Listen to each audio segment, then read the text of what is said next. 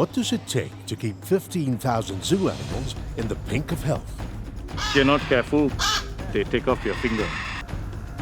This machine will cost you as much as a small car. From their diet, it's not like I can read a book that will tell me how to feed every animal in a zoo. to their mental well-being. How has animal welfare evolved inside the zoo?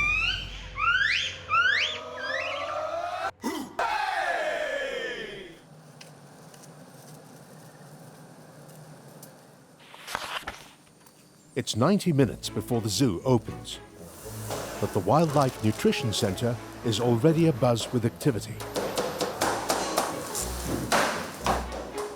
A crew of 8 handles up to 900 kilograms of fresh produce every day. Dr. Francis Cabana is one of 40 zoo nutritionists worldwide, and the only one in Southeast Asia. He and his team are in charge of designing the diets of over 1,000 different species. The importance of nutrition in zoos is becoming more and more prominent quite recently. Diet is really important in animals' well-being because that impacts how their physiology works, their immune system, it impacts their behavior as well, how they look, how they act, how they can reproduce. So you have very few people who actively research into zoo nutrition. Everything is kind of being guesstimated and being slowly improved upon and tweaked upon in every zoo around the world. The biggest challenge in feeding wild animals under human care is that we can't give them the exact same diet that they would eat in the wild, because it's just impossible to source those same food items. For example, big carnivores such as tigers and lions, they would eat different kinds of antelopes, but we can't buy antelope meat. So instead we have to make do with what is locally available, but has similar levels of nutrients that they need. Dr. Francis and his team are constantly reviewing the diets of the animals. 10 years ago, the diet in our zoo actually is quite different from nowadays. Previously, we order quite many rice for our animals to be part of their diets. And right now, we don't cook the rice anymore. It's a very common staple food item to give rice in Southeast Asian zoos. It was important to change the diet because we found out that some of our orangutans and chimpanzees were pre-diabetic. So because the diet was so high in sugars and starches, because of the rice and the fruits, that their body wasn't able to cope with that constant intake of high carbohydrates. Mama, I'm hungry.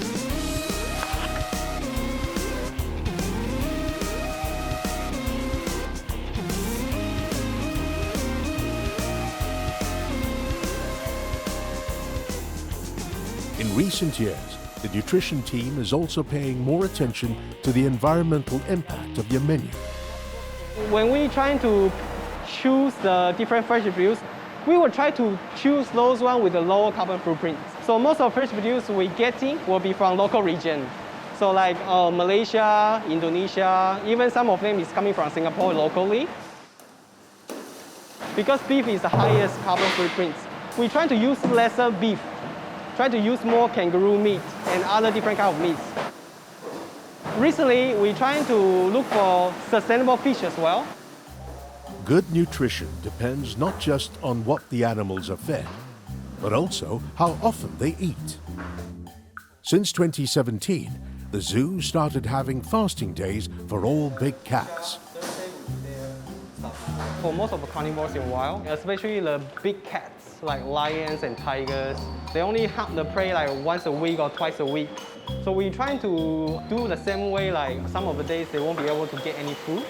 Because if you're providing them with the food every day, it's not really good for the digestive system. Unlike the big cats, most animals are fed regularly. These orangutans enjoy 3 to 4 meals a day. There are also snacks in these puzzle feeders, there for the taking all day. The catch, they have to work for it. So in the wild, they would try and get fruits from termite mounds. They would try and find high quality foods from weird sources. So this is how we can give them foods that they love, but we put it in a feeder box. It's like a puzzle. So So that way they have to use their brain, they have to use tools, straw, so that they can go inside and get that food. So instead of just taking them 5 minutes to eat their dinner, it could take them 2 or 3 hours because they have to work for it.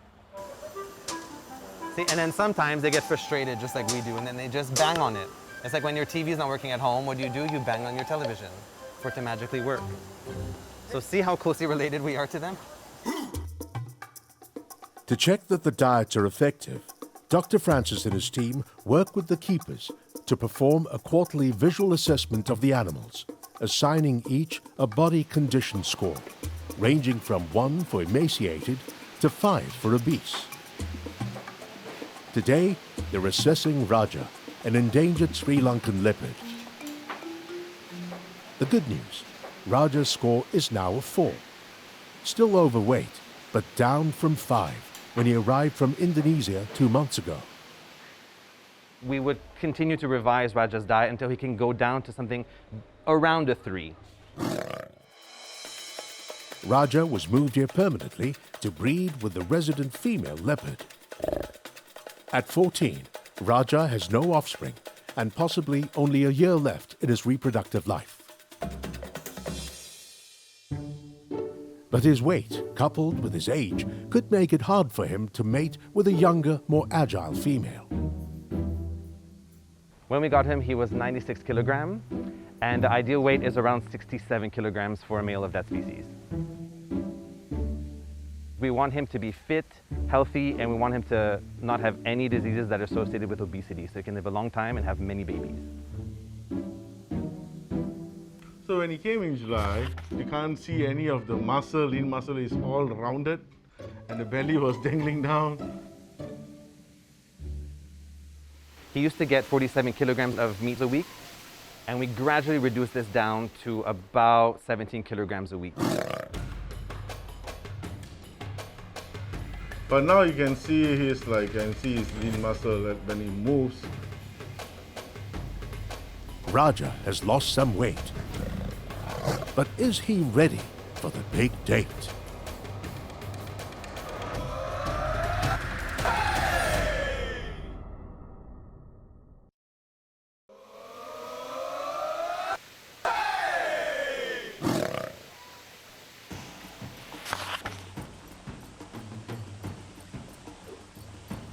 Newly arrived male leopard Raja has been sharing the exhibit with resident female Nuwa. Because leopards are solitary creatures, they occupy the space at different times. This is a necessary step so that both Raja and Nuwa can familiarize themselves with each other's scent. So that when Nuwa goes into heat, the two will be ready to mate.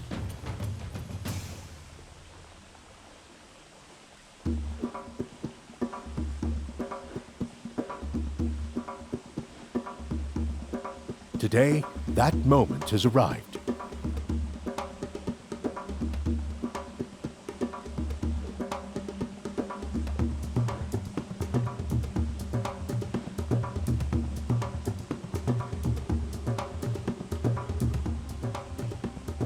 There's no aggression between both of them, which is actually a very good courtship behavior.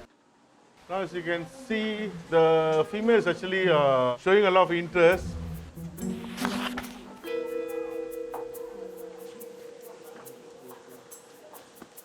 Usually, a male will respond.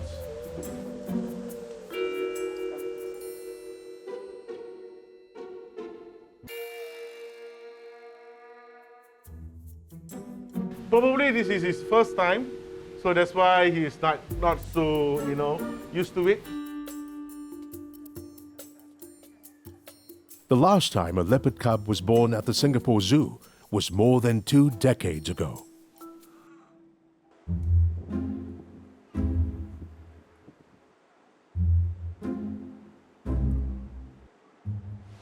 Okay, now he's trying to mount her.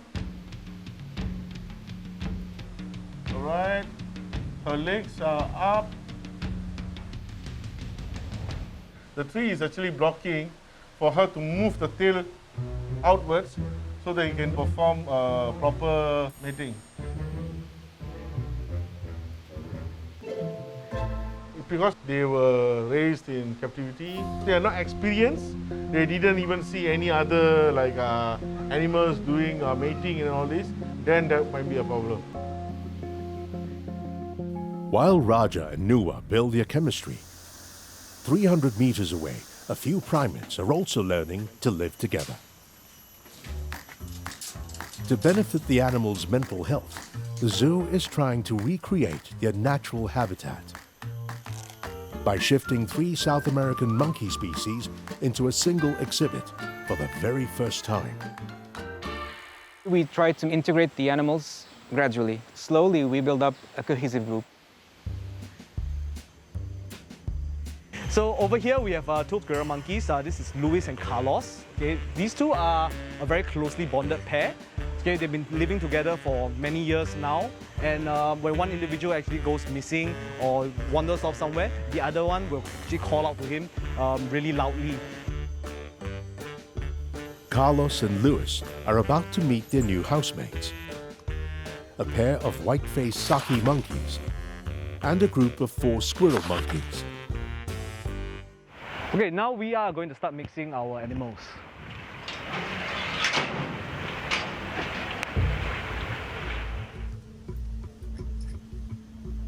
In the wild, monkeys live in troops and form complex social structures. Having these white-faced Sakis is to disrupt all existing hierarchies to create a mix between these species and groups. So things to look out for is aggression, dominance. We take extra care about the squirrel monkeys because they're very tiny but they have big personalities. 30 minutes in, Carlos, the oldest squirrel monkey, is determined to establish his place in the new hierarchy. The old man is here. Magneto is the most submissive one here, and then old man is trying to show dominance to Magneto. He's just going after Magneto.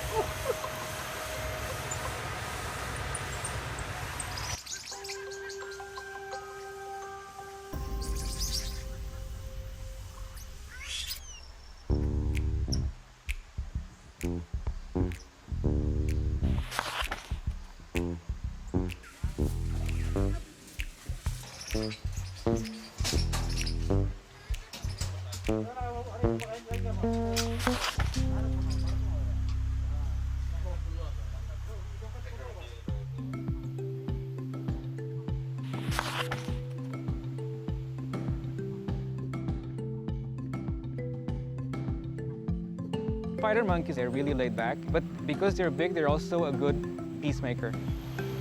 I can say that their mental welfare is actually better. They're a lot more active, they're a lot more responsive. I see a lot less lazing around, like basically being bored. So they're a lot more engaged now.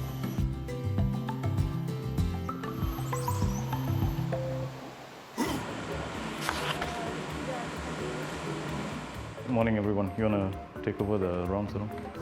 The zoo hires 1,000 staff, from keepers, the nutrition team, to vets. Their job is to ensure quality animal care. Dr. Abraham is part of a team of 6 vets caring for the thousands of wildlife here. Okay.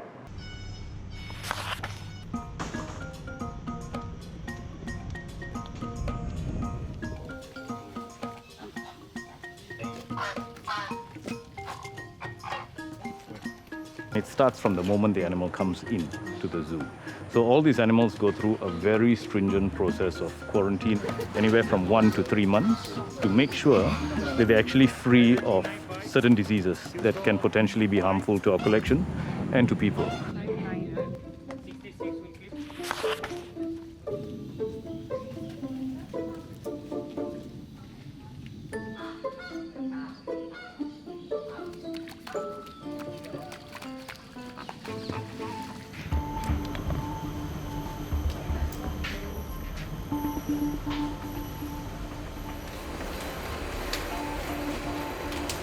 So, hospital is so full right now, so many clipboards.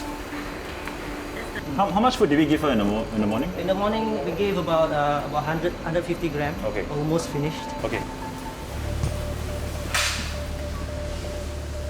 This animal came to us about 2 weeks ago.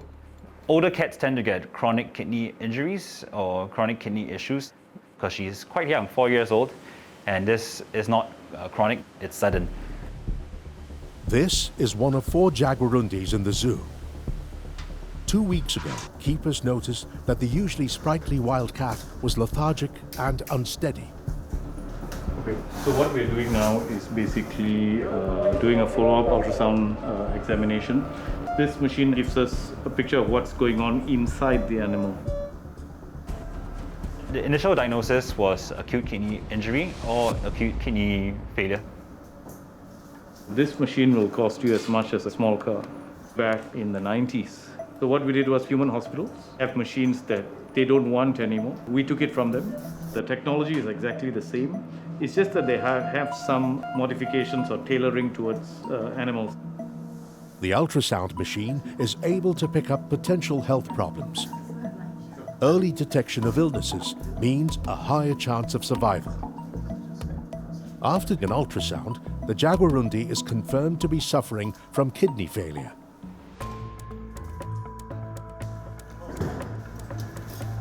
Its kidneys were unable to filter or discard waste.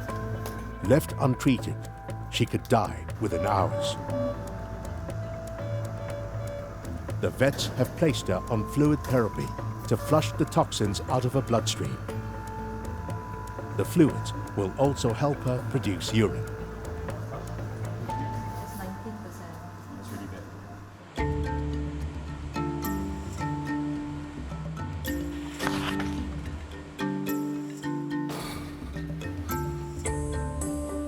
Okay, let's check the urine output.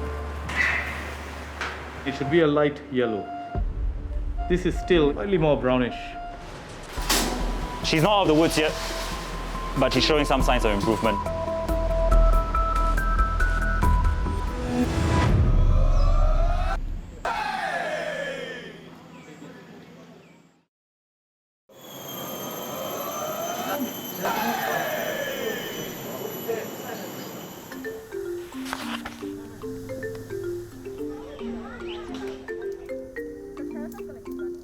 Today, a vet is tending to the zoo's 6 showbirds at the Rainforest Kids World. He's vaccinating them against the avian influenza virus. These annual inoculations protect the animals from potentially harmful diseases. But the success of today's vaccination will depend on the vet's ability to catch the birds without causing them any stress. That is the most difficult parrot to restrain. If you're not careful, they take off your finger. Being in an open zoo like ours, you do have wild birds flying around as well. There's always that risk of something being transmitted between a wild bird and our bird.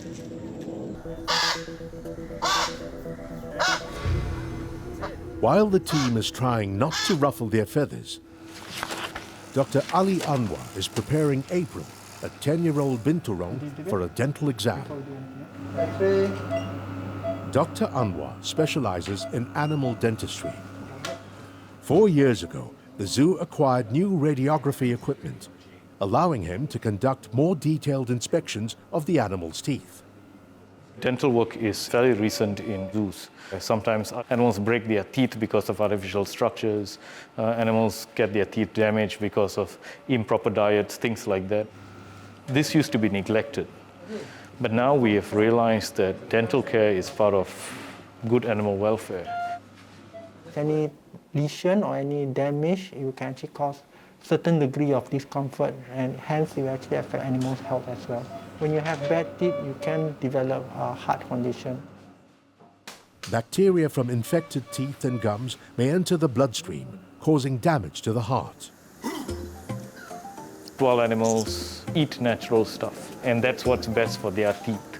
Here we try to replicate it closely, but there is still a huge difference. Binturongs are largely fruit eaters, but the cultivated fruits that they eat in the zoo are sweeter and less fibrous than those that grow in the wild, raising the likelihood of dental diseases. Routine checkups will flag up dental problems and allow the nutrition team to review their diet if needed. You try to see whether there's any developing abscess here that will indicate the animal has some tooth root infection that we need to address. In this case, I can confidently say the diet that we provide to the animal is not affecting its teeth at all.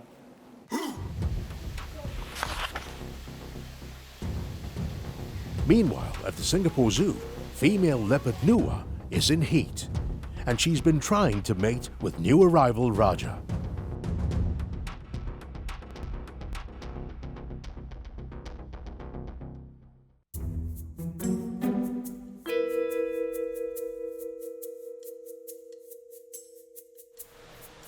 Nuwa, so she was not mated before. So I can see that she did lift up her back area, you know.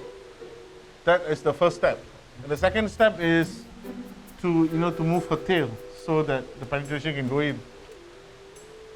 For the next attempt, maybe she move the tail and then have the magic happen. Okay, her hind legs are up.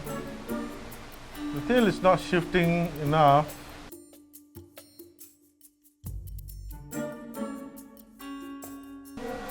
He's in the right position. It's the good spot and the right position combo. That means there you go. That's the magic. That's the magic. Ah, yes. Penetration. Yes, yes.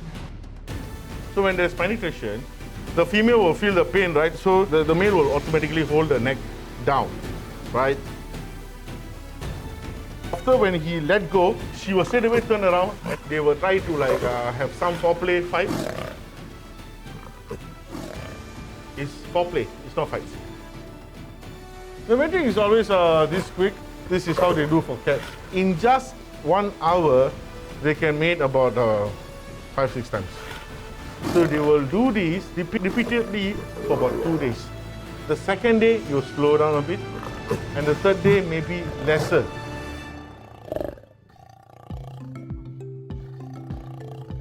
If Nuwa misses her estrus cycle next month, it could be the first sign that the mating was a success.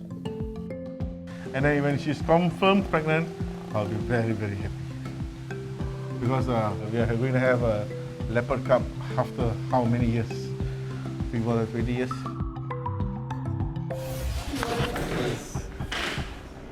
His lens fell forward in front of the eye and causes immense pain to the animal. And I'm going to bring it close. I'm just going to lightly tap on his eyelids. The sea lion is a dangerous animal. If he wanted to hurt us, he could very easily do so.